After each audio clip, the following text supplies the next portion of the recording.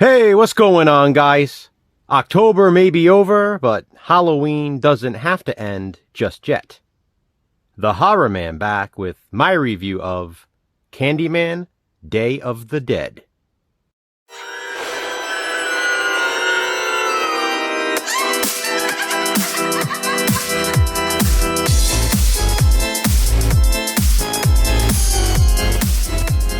Now that Halloween is technically over, it's time to celebrate Day of the Dead. And what better way to do that than to watch this Candyman sequel and review it? I bought this Blu-ray a few months back. It's actually the Vestron release, with a new slipcover for Walmart's Halloween section. Even though I had already owned this movie on VHS and DVD, I was excited to watch this edition. Day of the Dead, as you might know, is celebrated from November 1st through November 2nd.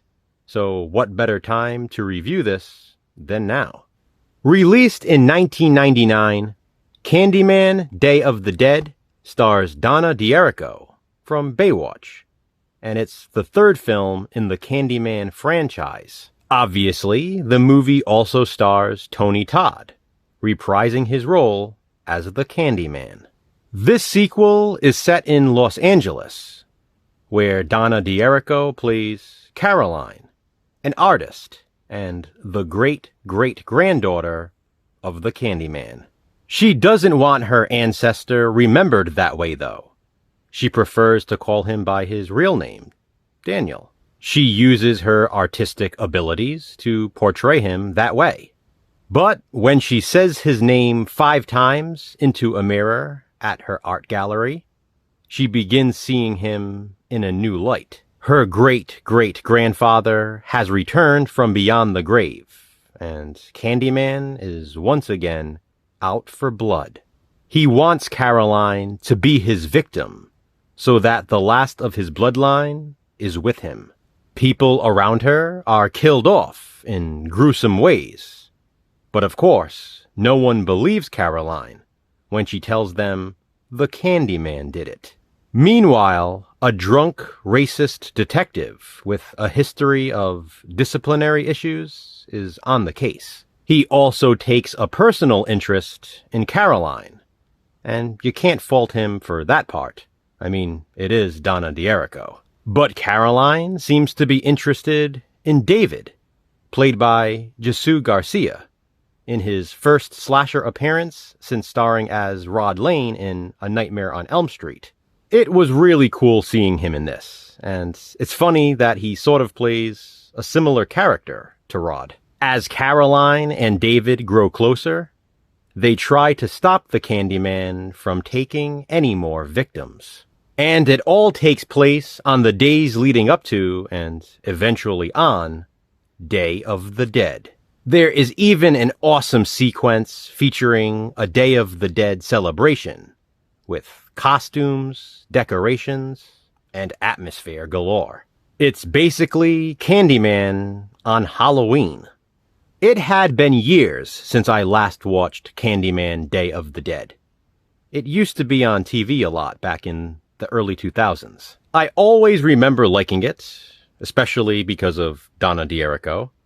But truthfully, I probably liked it more than ever watching it this time. As a matter of fact, it might very well be my second favorite in the franchise. Now, I know that's an unpopular opinion. People usually have this one ranked dead last out of the 4. But for me, it's my second favorite. I love the original, so that's a given. And then I do love Part 4, the requel. But there are things that I really don't like about it, which bumps this one up a notch. The first sequel, Farewell to the Flesh, is really good as well. I just prefer the others. So yeah, like I said, unpopular opinion, but I love Candyman, Day of the Dead, even with its 3.9 out of 10 rating on IMDb. I do know Tony Todd himself is not a big fan of this one, but hey, that's his prerogative.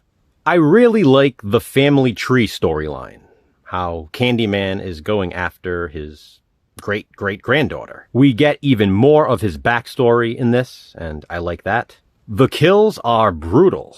In fact, this one may contain one of the most brutal kills in the series. That's when the cop gets the hook right through the mouth and through the seat of the car. Then there's the scene with the girl pouring the honey all over her naked body and getting attacked by the bees. That was cool. And speaking of naked body, there is quite a bit of nudity in Candyman Day of the Dead.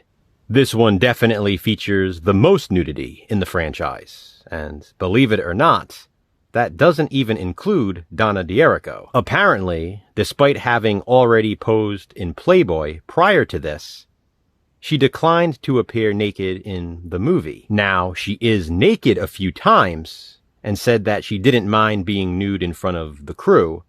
She just didn't want it on film. If you look closely, though, you do catch a quick glimpse of Bush when she's in the bathtub. So, that's something. Plus, pretty much through the whole movie, she wears thin tops and no bra, leaving very little to the imagination. The rest of the nudity comes from other characters in the film. I love the gang aspect of this sequel. It's almost like the movie pulls a switcheroo, and it actually reminded me of Hellraiser Deader. Obviously, Deader came after this, but there are definite similarities. One thing missing, however, that I do wish they had utilized is the Philip Glass score. I really like the Candyman's lair in this one. Something I love about each Candyman film is the ending, and Day of the Dead is no exception. I always thought it was clever how this one concludes.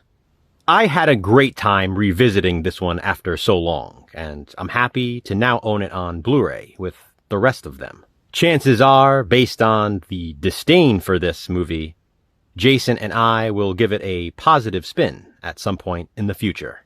Until then, though, what are your thoughts on Candyman Day of the Dead? Comment below and let me know. To those of you who celebrate it, happy Day of the Dead. Thanks for watching, guys. Hit that thumbs up and be kind. Subscribe.